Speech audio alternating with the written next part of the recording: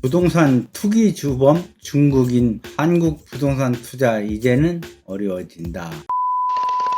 최근에 이 중국인들이 부동산에 대해서 많은 투자를 하고 있습니다. 2017년서 2020년 5월까지 중국인들이 부동산 투자한 것이 3조 1691억 원이 이렇게 됩니다. 이것은 다른 나라에 비해서도 훨씬 많고 미국이나 캐나다, 대만 이런 나라 사람들에 비해서도 훨씬 중국인 투자가 많습니다. 그래서 중국인을 부동산 시장 교란의 주범으로 이렇게 보는 사람들도 많고 실제 제주도에서도 많은 부동산 투자가 중국인에 의해서 이루어지고 있고 최근에 서울, 경기, 심지어 세종시까지도 많은 중국인들이 부동산 투자가 이루어지고 있습니다. 그러나 이러한 중국인에 대한 부동산 투자는 한국인에 대해서 훨씬 더 유리하고 한국인은 다주택자들은 82.5%의 고율의 세금을 부과하면서 실제 중국인들은 다세대 다주택자인지 이것을 판단해낼 길이 없습니다.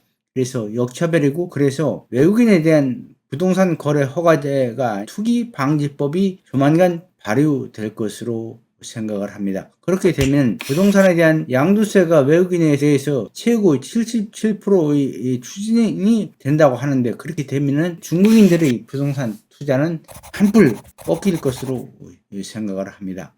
실제 우리나라 사람들은 중국이나 베트남 이런 지역에 부동산 투자를 할 수가 없습니다. 왜냐하면 중국이나 베트남은 공산주의, 사회주의 국가이기 때문에 이 토지는 사용권만 있지 실제 토지를 외국인들이 사고 팔 수가 없습니다. 이 아파트는 70년, 공장은 50년, 상업용지는 40년 이렇게 사용권만 있지 실제 토지는 국가 소유이기 때문에 베트남이나 중국에서 이 토지 투자는 우리나라 사람들이 할 수가 없습니다. 만일 그렇게 투자를 하려면 현지인 이름을 빌려서 해야 되는데 현지인 이름이나 법인으로 투자를 해야 되는데 법인 투자 시도 토지는 사용권만 있지 사실상 토지 투자를 해서 우리나라처럼 자유경쟁 체제에서 토지를 사고 토지 가격이 오른 후에 팔 수 있고 이런 시스템이 아닙니다. 그래서 많은 중국 자본들이 한국에 유입돼서 부동산에 투자를 해서 많은 수익을 최근에 이제 내고 있습니다. 그래서 국회에서 이제 정의령 의원이 이렇게 중국인 투자 방지법을 이렇게 하고 거래 허가제를 하는 방향을 검토한다고 신문에 나온 것을 한번 불러왔습니다. 그리고 실제 중국인들은 중국 자본에서 중국은행에서 대출을 받기 때문에 우리나라에서의 대출 규제하고 무관합니다. 89억짜리 타워팰리스를 30대인 중국인이 전액 100% 대출을 받아가서 이렇게 구입을 했습니다.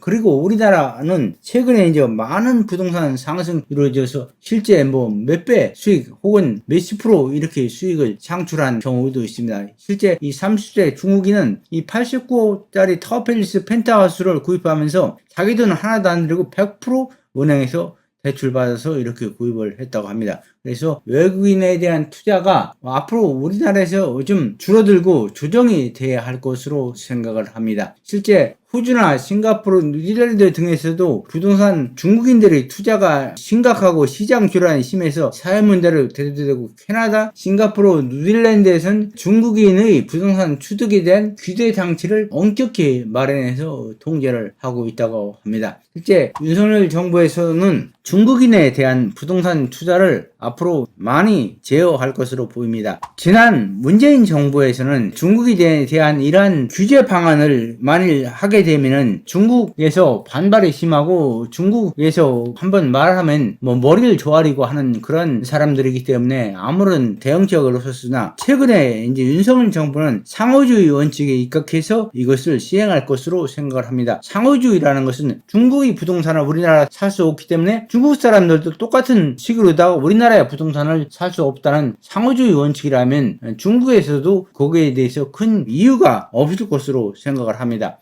실제 우리나라는 상호주의 원칙을 앞으로 적용해야 될 것으로 봅니다. 코로나만 하더라도 우리나라는 이거 입국을 제한하지 않아가지고 중국 많은 사람들이 코로나에 걸리면 우리나라에 와서 치료받고 치료비는 물론이거니와 여러 가지 혜택을 받고 오히려 우리나라로 코로나 걸리면 도망쳐 나오는 이런 시스템이 되어 있었습니다. 그래서 우리나라에서 모든 사람을 다 치료를 해주고 그 사람들한테 여러 가지 지원책을 해주고 있었는데, 우리나라 사람은 베트남이나 중국에 가면은 우리나라 사람이 코로나에 걸리거나 병원에 가서 하는 거 모든 것을 우리나라 사람이 비용을 내고 우리나라 사람의 돈으로다가 치료를 해야 하고 그렇습니다. 그런데 외국인들은, 중국인들, 특히 뭐 베트남인이나 이런 사람들이 우리나라에 코로나 걸려서 오면 전부 정부 돈으로 치료를 해주었습니다. 그래서 이러한 것도 앞으로는 윤석열 정부에서는 상호주의 원칙에 따라서 이렇게 해야 할 것으로 생각이 되고, 실제 대통령 선거 기간에 그러한 발표를 했던 것으로 보아서 앞으로 그렇게 할 것으로 생각이 됩니다.